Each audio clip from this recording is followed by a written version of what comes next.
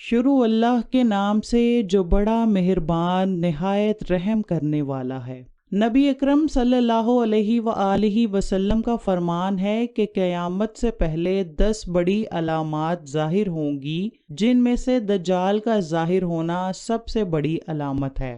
دجال کا فتنہ ابتدائے دنیا سے لے کر دنیا کے ختم ہونے تک سب سے بڑا فتنہ ہوگا۔ یہی وجہ ہے کہ نبی اکرم صلی اللہ علیہ وآلہ وسلم نے اپنی قوم کو فرمایا کہ دجال کا فتنہ بہت ہی خطرناک ہوگا۔ نبی اکرم صلی اللہ علیہ وآلہ وسلم نے فرمایا کہ دجال کا فتنہ اتنا خطرناک ہوگا جو کہ نہ تو ابھی آیا ہے اور نہ ہی آئے گا، جو مسلمانوں کے لیے کسی امتحان سے کم نہیں ہوگا۔ دجال یہودی نسل اور جھوٹا شخص ہوگا۔ وہ جب دنیا میں نمودار ہوگا تو پہل تو اپنے آپ کو بڑا نیکوکار ظاہر کرے گا اور یہودی کا مسیحا بنے گا۔ جب اس کو معلوم پڑ جائے گا کہ بہت سارے لوگ اس کے پیروکار ہو گئے ہیں تو وہ اپنے آپ کو خدا کہے گا، نعوذ باللہ۔ حضرت امامہ رضی اللہ سے روایت ہے کہ حضور صلی اللہ علیہ وآلہ وسلم نے سب صحابہ کرام کو خطبہ دیتے ہوئے دجال کے بارے میں بیان کیا۔ فرمایا کہ اللہ تعالیٰ نے جب کی دنیا پیدا کی ہے اب تک دجال سے بڑا فتنہ پیدا نہیں کیا۔ سب رسولوں اور پیغمبروں نے اپنی اپنی امت کو دجال کے فتنے سے خبردار کیا ہے اور کہا ہے کہ میں آخر الزماں ہوں، اسی لیے دجال میری ہی امت میں آئے گا۔ اگر دجال میری زندگی میں نمودار ہوتا تو میں اس کا مقابلہ کرتا اور اپنی امت کو اس بڑے فتنے سے آزاد کروا دیتا، پر دجال میرے وصال کرنے کے بعد نمودار ہوگا، اس لیے ہر شخص کو اپنے نفس کی طرف سے اپنا خیال کرنا ہے۔ حضرت محمد صلی اللہ علیہ وآلہ وسلم نے فرمایا کہ دجال شام اور عراق کے درمیانی حصے سے نمودار ہوگا۔ حضرت محمد صلی اللہ علیہ وآلہ وسلم نے فرمایا کہ دجال شام اور عراق کے درمیانے حصے سے نمودار ہوگا، اپنے ارد گرد کے ملکوں میں فساد پھیلائے گا۔ اے ایمان والو، میں دجال کی چند نشانیاں آپ کو بتا دیتا ہوں۔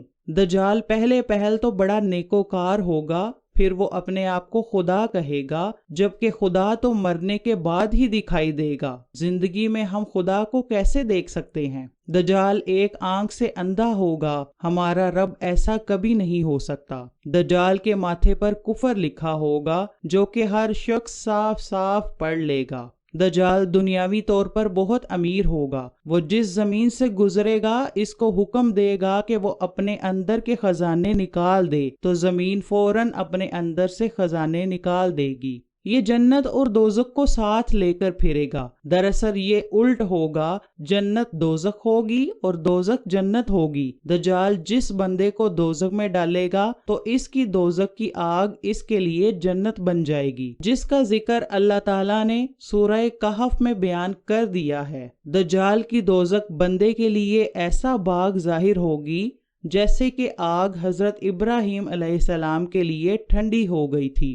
روایات کے مطابق اس کا ایک اور فتنہ بہت خطرناک ہوگا کہ وہ بندوں کو 2 حصوں میں کاٹ دے گا اور کہے گا کہ میں اس کو دوبارہ زندہ کر کے دکھاتا ہوں، تم پھر بھی مجھے خدا نہ مانو گے۔ اللہ تعالیٰ دجال کا فتنہ اس طرح پورا کرے گا کہ اس بندے کو حکم دے گا کہ وہ زندہ ہو جائے، وہ اللہ کے حکم سے زندہ ہو جائے گا۔ جب وہ بندہ زندہ ہوگا تو دجال اس سے کہے گا کہ بتا تیرا رب کون ہے؟ وہ بندہ کہے گا کہ میرا رب اللہ تعالیٰ ہے، تو کافر ہے اور رب کائنات کا دشمن ہے۔ بندہ کہے گا کہ میرے خدا کی قسم، مجھے اب سچ مچ میں یقین ہو گیا ہے کہ تو ہی دجال ہے۔ دجال کا ایک فتنہ یہ بھی بتایا گیا ہے کہ دجال آسمان کو حکم دے گا کہ آسمان سے بارش برسا اور زمین کو حکم دے گا کہ تو اپنے اندر سبزہ اگا۔ آسمان اور زمین اس کے حکم کی فوری تعمیل کریں گے۔ اس دن جانور سبزہ کھا کھا کر اتنے موٹے ہو جائیں گے کہ ان کے تن دودھ سے بھر جائیں گے۔ دجال مکہ اور مدینہ کے علاوہ دنیا کے ہر کونے کونے میں فتنہ برپا کرے گا۔ دجال مکہ اور مدینہ میں داخل ہونے کی کوشش کرے گا پر اسے فرشتے روک لیں گے، اس کو اندر داخل نہیں ہونے دیں گے، وہ یہاں سے ذلیل و خوار ہو کر نکل پڑے گا۔ دجال کے فتنے میں زیادہ تر عورتیں ہی گرفتار ہوں گی۔ دجال یہودی نسل کا ہوگا اور یہودی عورتیں دجال کی پیروکار نظر آئیں گی۔ پڑھی لکھی عورتیں یہودی دجال کے فتنے میں آ جائیں گی اور دجال سے بدکاری کرنے کے لیے ایک دوسرے سے جنگ کرنے کے لیے تیار ہو جائیں گی۔ استغفر اللہ۔ وہ دجال سے بدکاری کی خاطر ایک دوسرے کو قتل کر دیں گی۔ مختلف احادیث میں دجال کا حلیہ اس طرح بیان کیا گیا ہے کہ دجال چھوٹے قد کا اور ایک آنکھ سے اندھا ہوگا اور دوسری آنکھ ایسے ہوگی جیسے انگور کا دانہ ابھرا ہوا ہوتا ہے۔ وہ آنکھ خون سے بھری ہوگی۔ دجال کا سینہ چوڑا ہوگا۔ اس کے ماتھے پر کفر لکھا ہوگا جو کہ ہر بندہ بآسانی پڑھ لے گا۔ اس کی شکل و صورت دیکھ کر زیادہ تر عورتیں فدا ہوں گی۔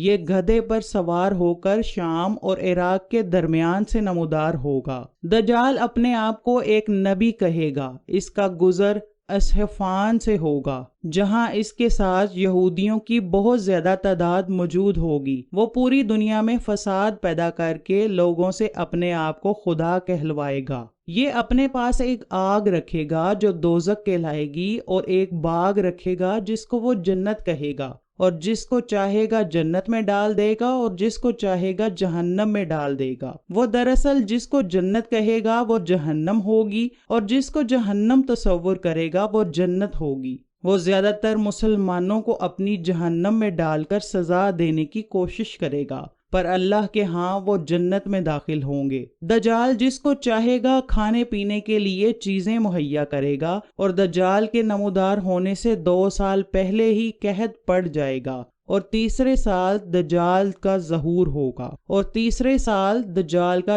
ہوگا۔ دنیا کے ہر خزانے اس کے کہنے میں ہوں گے۔ وہ لوگوں سے کہے گا کہ میں تمہارے آباء و اجداد کو زندہ کر دیتا ہوں، پھر بھی تم مجھے خدا نہیں مانو گے۔ یہی کچھ کرتا ہوا وہ بہت سے ملکوں سے گزرتا ہوا یمن کے علاقے میں پہنچ جائے گا۔ یمن کے بہت سے لوگ اس کا ساتھ دینے کے لیے تیار ہو جائیں گے۔ وہاں سے واپسی پر وہ مکہ مکرمہ میں داخل ہونے کی کوشش کرے گا۔ مکہ مکرمہ میں اس کو فرشتے داخل نہیں ہونے دیں گے۔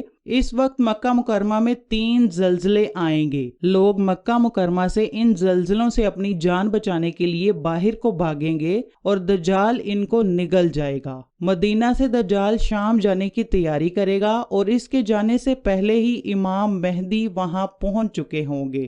امام مہدی دجال سے جنگ کے لیے تیاری کر رہے ہوں گے کہ نماز کا وقت ہو جائے گا۔